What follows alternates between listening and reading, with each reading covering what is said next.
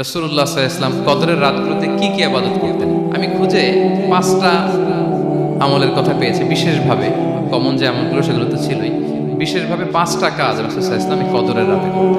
1 number কাজ হচ্ছে তিনি সারা রাত জেগে ইবাদত করতেন এবং পরিবারের লোকদেরকে ঘুমোতে দিতেন না, উঠিয়ে দিতেন। বছরের অন্য কোনো সময়ে সারা রাত জেগে ইবাদত করার কোনো নজির রাসূল সাল্লাল্লাহু আলাইহি ওয়াসাল্লামের জীবনে ছিল না। সব রাতে ঘুমাতেন। আমি জোহর বারুতে একটা কনভেনশনে the daily routine of prophet সাল্লাল্লাহু আলাইহি ওয়াসাল্লাম একটা আলোচনা করেছিলাম, যেখানে রাসূল সাল্লাল্লাহু আলাইহি ওয়াসাল্লামের দৈনন্দিন জীবনের রুটিন আলোচনা করেছিলাম। সেখানে আমরা বলেছি যে রাসূল সাল্লাল্লাহু আলাইহি ওয়াসাল্লামের দৈনন্দিন অভ্যাস ছিল তিনি এশার পরেই তাড়াতাড়ি ঘুমিয়ে পড়তেন আর মিড নাইটে উঠতেন। রাসূল সাল্লাল্লাহু আলাইহি ওয়াসাল্লামের কর্মদিবস শুরু হতো মিড নাইটে।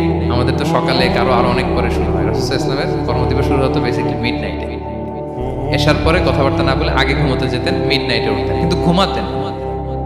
ঘুম ছাড়া রাত কাটাতেন না। সারা বছরের এটা ছিল যে এশার পর পরে ঘুমোতে যেতেন, except the last 10 days of Ramadan. রমাদানের শেষ 10 রাতে রাসূল সাল্লাল্লাহু আলাইহি ওয়াসাল্লাম ঘুমাতেন। এই 10 দিনের ব্যাপারেই পাওয়া যায় সারা রাত জেগে তিনি ইবাদত করতেন।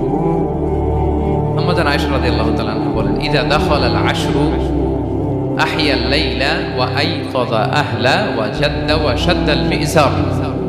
রমাদানের শেষ দশক যখন আসতো রাসূল সাল্লাল্লাহু আলাইহি ওয়াসাল্লাম সারা রাত জেগে ইবাদত করতেন। পরিবারের সদস্যদেরকে জাগিয়ে তুলতেন, স্ত্রীদের ঘুমাতে দিতেন না, জাগিয়ে তুলতেন। ফাতেমা রাদিয়াল্লাহু তাআলা আনহার ঘর পাশেই ছিল, তাদেরকে যে জাগাতেন এবং নিজে সারা রাত ইবাদত করতেনই। জাদ্দা ওয়া শাদ্দাল মিজার, খুবই বলিষ্ঠভাবে, খুব মজবুতভাবে কোমরে গামছা বেঁধে নামার একটা এক্সপ্রেশন এখানে দেওয়া হয়েছে। মিজার, ইজহার মানে হচ্ছে বাংলা করলে হয় লুঙ্গি। লুঙ্গি আমরা যখন খুব শক্ত কোনো কাজ করতে যাই তখন তারা কি করে, খুব টাইট করে লুঙ্গিটা বাঁধে। তার মানে বোঝানো হচ্ছে রাসূল সাল্লাল্লাহু আলাইহি ওয়াসাল্লাম কোমরে ভালো করে লুঙ্গি বেঁধে বা গামছা বেঁধে আটকাট বেঁধে নামতেন শেষ 10 দিনের জন্য। এই সময় তিনি মানে কাউকে কেমন যেন চিনতেন না, সবসময় ইবাদতে মগ্ন থাকতেন। এটা আমরা করতে পারি যে শেষ 10 দিনে, আর যেহেতু 3 দিন বাকি, আমরা একটা স্পেশাল প্ল্যান করতে পারি যে আমরা আমাদের সর্বোচ্চটুকু উজাড় করে দিয়ে লাস্ট 10 days অফ রমাদানের এই বরকত আমরা হাসিল করবো, এটা যেন আমাদের মিস না হয়। তাহলে এটা আমরা একটা পেলাম। 2 নাম্বার হচ্ছে ইতিকাফ করা। রাসূলুল্লাহ সাল্লাল্লাহু আলাইহি ওয়াসাল্লাম রমাদানের শেষ 10 দিন ইতিকাফ করতেন। আমাদের আয়েশা রাদিয়াল্লাহু তাআলা বলেন, কানা ইয়াতাকিফুল আশরাল আওয়াখির মিন রমাদান। রমাদানের শেষ দশকে তিনি ইতিকাফ করতেন হাত্তা তাওয়াফাহুল্লাহ, ওনার ইন্তেকালের আগ পর্যন্ত এই অভ্যাসটাই তিনি জারি রেখেছেন। সুম্মা আতাকাফা আজওয়াজুহু মিন বা'দি, তারপরে ওনার স্ত্রীরা ইতিকাফ করেছেন। আরেক বর্ণনায় এসেছে ইয়াতাকিফু কুল্লা রমাদান 10 আইয়াম, প্রতি রমাদানে তিনি 10 দিন ইতিকাফ করেছেন। কিন্তু যেই বছর তিনি ইন্তেকাল করবেন সে বছর তিনি 20 দিন ইতিকাফ করেছেন। প্রতি রমাদানে 10 দিন, আর যে বছর ইন্তেকাল করবেন সে বছর কয় দিন? 20 দিন তিনি ইতিকাফ করেছেন মসজিদে নববীতে। তাহলে আমরা এই রমাদানের শেষ দশকে এটা করতে পারি। 2 নম্বর পয়েন্ট হচ্ছে ইতিকাফ করা। যারা আমরা করিনি তারা আমরা ইতিকাফ করতে পারি। আমাদের আইআইএম এর মসজিদ এটা ইতিকাফের জন্য একটা উর্বর জায়গা। আমরা যখন এই ক্যাম্পাসে ছিলাম তখন দেখেছি যে এখানকার ইতিকাফের পরিবেশ যে এত সুন্দর, এটা কল্পনাই করা যায়। অসাধারণ পরিবেশ। আপনি যদি ইতিকাফ নাও করেন, রাত 2টা বা 3টার দিকে সেন্ট্রাল মস্কে এসে বসে থাকলেও হবে। রাত 2টা 3টার দিকে এসে বসে থাকলে দেখবেন যে কেউ সেজদায় পড়ে কান্না করতেছে, কেউ হালাকা করতেছে, কেউ তাসবিহ পড়তেছে, কেউ কোরআন তেলাওয়াত করতেছে। মানে এত সুন্দর পরিবেশ, ওটা দেখলেই আপনার ইবাদত করতে মন চাইবে। আমরা যেন ইতিকাফ করার চেষ্টা করি। ইতিকাফ করতে না পারলে শেষ দশকের রাতগুলো যেন মসজিদে কাটানোর চেষ্টা করি। তা না পারলেও বাসায় যেন এই রাতগুলো আমরা মিস না করি। বিশেষ করে সেন্ট্রাল মস্কে তো অসাধারণ পরিবেশ, এটা হাইলি রেকমেন্ডেড। ইফ পসিবল আপনারা আসবেন, এখানে ইবাদতের চমৎকার পরিবেশ থাকে। 3 নাম্বার হচ্ছে রাসূল সাল্লাল্লাহু আলাইহি ওয়াসাল্লাম এবং জিবরাইল আলাইহিস সালাম যৌথভাবে কোরআন রিভিশন করতেন। খুব ইন্টারেস্টিং। সারা বছর যেটা নাজিল হতো, রমাদানে জিবরাইল আলাইহিস সালাম রাসূল সাল্লাল্লাহু আলাইহি ওয়াসাল্লামকে শোনাতেন, রাসূল সাল্লাল্লাহু আলাইহি ওয়াসাল্লাম জিবরাইল আলাইহিস সালামকে শোনাতেন। সহিহ বুখারীর বর্ণনা, কানা জিবরিলু ইয়ালকাহু ফি কুল্লি লাইলাতিন মিন রমাদান ফায়ুদারিসুহুল কুরআন। প্রতি রমাদানের প্রতি রাতে এসে রাসূল সাল্লাল্লাহু আলাইহি ওয়াসাল্লামের সাথে কোরআন মুদারাসা করতেন। সহিহ মুসলিমের বর্ণনায়, আন্না জিবরিল কানা ইউআরিদুহু বিল কুরআন কুল্লা আমিন মাররা। প্রতি বছর রমাদানে একবার শোনাতেন বা শুনিয়েছেন। যে বছর তিনি ইন্তেকাল করবেন তিনি 2 বার শুনিয়েছেন। আরাদা ইউআরিদু, এটা ফ্রম বোথ সাইড। আরবি শব্দটা এমন যে জিবরাইল আলাইহিস সালাম শোনাতেন, এরপর রাসূল সাল্লাল্লাহু আলাইহি ওয়াসাল্লামকে শোনাতেন কোরআন রিভিশন। তো এই শেষ দশকের রাতগুলোতে আমরা যেন বেশি বেশি কোরআন পড়ি। কোরআন তেলাওয়াত, কোরআনিক রেসাইটেশন হতে পারে, কোরআনের অর্থ পড়া হতে পারে, তাদাব্বুরে কোরআন হতে পারে, কোরআনের হালাকায় জয়েন করা হতে পারে, ইন ইটস এনি ফর্ম আমরা যেন কোরআনের সাথে অ্যাটাচমেন্টটা বাড়াই লাস্ট 10 ডেজ অফ রমাদানে। 4 নাম্বার, কিয়ামুল লাইল করা। রাসূল সাল্লাল্লাহু আলাইহি ওয়াসাল্লাম কিয়ামুল লাইল করতেন এবং কিয়ামুল লাইল শব্দটাকে রাসূল সাল্লাল্লাহু আলাইহি ওয়াসাল্লাম কদরের সাথে জুড়ে দিয়েছেন।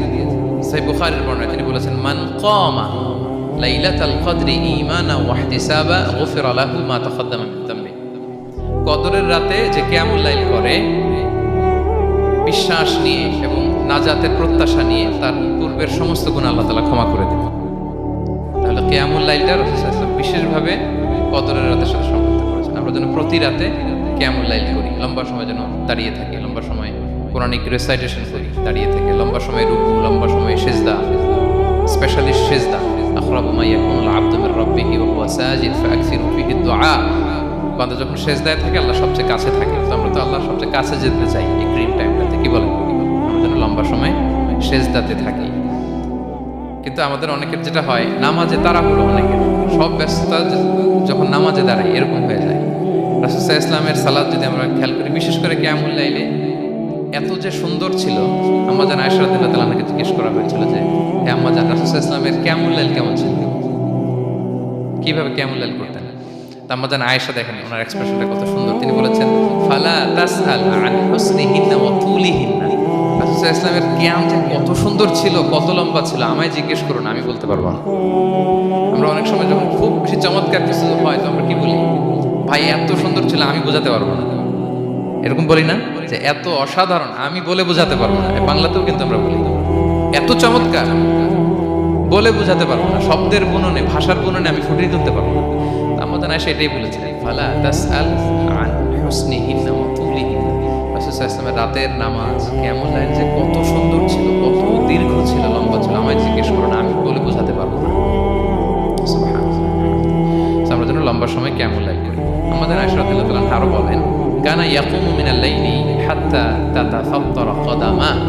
এত দীর্ঘ সময় দাঁড়িয়ে থাকতেন, থাকতে থাকতে ওনার পা ফুলে যেত, পা দুটো ফুলে যেত। আপনিও দীর্ঘ সময় দাঁড়িয়ে দেখেন যে পায়ে ঝিম ধরে যাবে, পা ফুলে যাবে, এটা করতেন রাসূল সাল্লাল্লাহু আলাইহি ওয়াসাল্লাম। তো আম্মাজান আয়েশা বলেন, ইয়া রাসূলুল্লাহ লিমা তাসনাউ হাযা ওয়া ক্বাদ গুফিরা লাকা মা তাকাদ্দামা মিন যামবিকা ওয়া মা তাআখার। আপনি এত কষ্ট কেন সহ্য করেন নিজের দেহের উপরে? আপনার তো আগের পরের সব গুনাহ মাফ। আদত তো রাসূল সাল্লাল্লাহু আলাইহি ওয়াসাল্লাম গুনাহই নেই, তিনি নিষ্পাপ। এত কষ্ট কেন করেন? আপনার আগের পরের সবই তো মাফ করে দেয়া হয়েছে, কেন করেন? রাসূল সাল্লাল্লাহু আলাইহি ওয়াসাল্লাম উত্তর করেছেন, আফালা উহিব্বু আন আকুনা আবদান শাকুরা। আয়েশা, আমি কি শুকরগুজার বান্দা হতে পছন্দ করব না?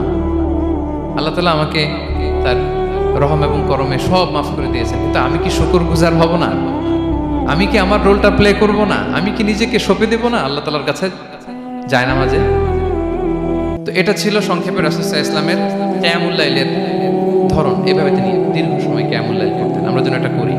সেন্ট্রাল মস্কে কিয়ামুল লাইল এবছর নিশ্চয়ই হচ্ছে, আমরা যেন অংশগ্রহণ করি। 5 নম্বরে রাসূল সাল্লাল্লাহু আলাইহি ওয়াসাল্লাম দোয়া করতেন।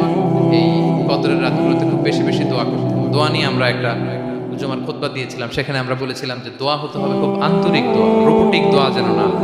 আপনার আবেগ, ভালোবাসা, মনের মাধুরী মিশিয়ে, চোখের পানি মিশিয়ে, অশ্রু সিক্ত করে এই দোয়াটা করতে হবে, তাহলে সে দোয়া আল্লাহর কাছে কবুল হবে। আমরা যেন আমাদের ভাব, আবেগ সব ঢেলে দিতে পারি আমাদের দোয়াতে, আমাদের সিজদায়, আমাদের কিয়ামুল লাইলে। এবং যে কোনো ভাষায় কোরআনিক দোয়াগুলো রেকমেন্ডেড, হাদিসের মাসুরগুলো রেকমেন্ডেড। তাছাড়া আপনার নিজের ভাষায় আপনার কি চাওয়া, আপনার কি আকাঙ্ক্ষা, আপনার মনের কষ্ট, যাতনা সবকিছু আপনি আল্লাহ তাআলার কাছে পেশ করুন। এবং আম্মাজান আয়েশা জিজ্ঞেস করেছিলেন, ইয়া রাসূলুল্লাহ, আমি যদি কদর পেয়ে যাই আমি কি বলবো এই রাতে? মা আদউ, কি দোয়া করব? রাসূল সাল্লাল্লাহু আলাইহি ওয়াসাল্লাম বললেন, তাকুলিন, আয়েশা তুমি বলবে, আল্লাহুম্মা ইন্নাকা আফুউন তুহিব্বুল আফওয়া ফাআফু আন্নী।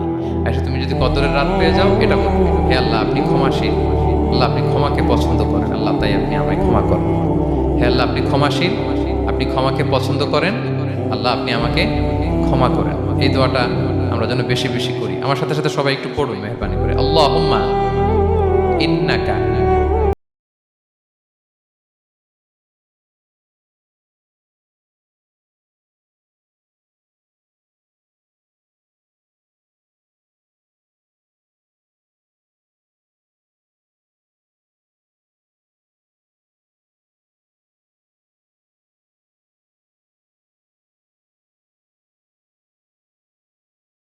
শেখানো দোয়াগুলো, এটা হচ্ছে মানে very precise in wording but comprehensive in meaning. এটার অর্থ, এটার আবেদন এটা অনেক বেশি। আমি অনেক 10টা-20টা বাক্য বলেও এত সুন্দর কথা মিলাতে পারবো না। রাসূল সাল্লাল্লাহু আলাইহি ওয়াসাল্লাম যেটা শিখিয়ে দিয়েছে। আগে আল্লাহর প্রশংসা করলাম, আল্লাহ আপনি ক্ষমাশীল। আবারও প্রশংসা, আল্লাহ আপনি তো ক্ষমা করাকে পছন্দ করেন। যেটা আপনি পছন্দ করেন না ওইটা তো চাচ্ছি না, যেটা আপনার পছন্দ, যেটা আপনি করতে ভালোবাসেন। গাফিরিয যামবি ওয়া কাবিলিত তাওবা, আপনি ক্ষমা করাকে পছন্দ করেন, তওবা কবুলকে আপনি পছন্দ করেন। তো সেটাই তো চাচ্ছি আপনার কাছে, আপনি আমার তওবা কবুল করুন, আল্লাহ আপনি আমাকে ক্ষমা করুন।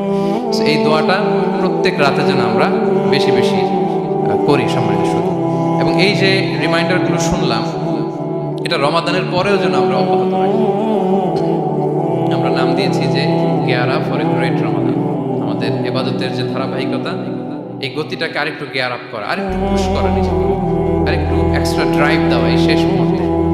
মাত্র 13টি দিন আমাদের হাতে আছে, আমরা যেন আরেকটু এফোর্ট দিই, আমরা যেন আরেকটু ড্রাইভ দিই, যাতে করে আমরা আল্লাহ তাআলার আরো নিকটবর্তী হতে পারি। এবং এই রমাদানে আমরা যা শিখলাম, যেটা করলাম, এটার ইম্প্যাক্ট যেন রমাদানের পরেও আমাদের মধ্যে থাকে। আমাদের অনেকের এটা হয় যে রমাদানে আবেগে অনেক আলোচনা শুনে, ঘুমার মাস জেনে এত ইবাদত, রমাদান নাই ইবাদত নাই, এরকম হয়ে যায়। এটা যেন না হয়, বরং এটার একটা পরশ যেন আমাদের হোল দ্য ইয়ার লং থাকে। আরব শায়েখরা বলেন যে কুন রব্বানি লা তাকুন রমাদানি। রব্বানি হও, রমাদানি হয় না। মানে রমাদান আসছে, তুমি রমাদান কেন্দ্রিক ইবাদত নিয়ে অনেক উচ্ছ্বাস, কিন্তু রমাদান শেষ, ইবাদত শেষ, এমনটা যেন না। রমাদানের পরেও সে মেহেরবান আল্লাহ তাআলা কিন্তু আমাদের জন্য আছেন। তিনি প্রতি রাতে শেষ রাতে নেমে আসেন, এসে ডাকতে থাকেন, কার ক্ষমা লাগবে ক্ষমা চাও, ক্ষমা করো। কে বিপদে পড়েছ বলো, আমি উদ্ধার করব। তো তিনি আরশের উপর থেকে প্রথম আসমানে নেমে আসলেন দেওয়ার জন্য। আমি ঘুম থেকে জাগতে পারলাম না, নেয়ার জন্য। এটা হইলো প্রাইম মিনিস্টার আনোয়ার ইব্রাহিম আমাকে একটা অ্যাওয়ার্ড দিলেন, লেটস সে হোটেল ইন্টারকন্টিনেন্টাল, উনি এসে বসে আছে, বাট আমি যেতে পারিনি। এটা হয় না। আল্লাহ তাআলা প্রতি রাতে শেষ রাতে এসে বলেন কার কি লাগবে দাও। তিনি নেমে আসেন বা বিশেষ মনোনিবেশ করেন প্রথম আসমানে এসে, কিন্তু আমরা যে নিব সেই সময়টুকু আমাদের হয় না। আমরা এতটা গাফেল যেন না হই, আমরা যেন একটু পুশ করি। বড় কিছু পেতে হলে নিজেকে পুশ করতে হয়, এক্সট্রা একটা ড্রাইভ দিতে হয়। সম্মানিত শুধু এই 17টা দিন কি করলাম একটু রিভাইজ করি, যোগ বিয়োগ করি নিজের সাথে নিজে, যে প্ল্যানটা নিয়ে রমাদান শুরু করলাম ওইরকম কেমন লাইল করতে পারলাম কিনা, ওইরকম চ্যারিটি করতে পারলাম কিনা, রেসাইটেশন করতে পারলাম কিনা, একটু যেন নিজের সাথে নিজে বোঝাপড়া করি, একটু যেন রিভাইজ করি এবং নিজেকে যেন একটু পুশ করি।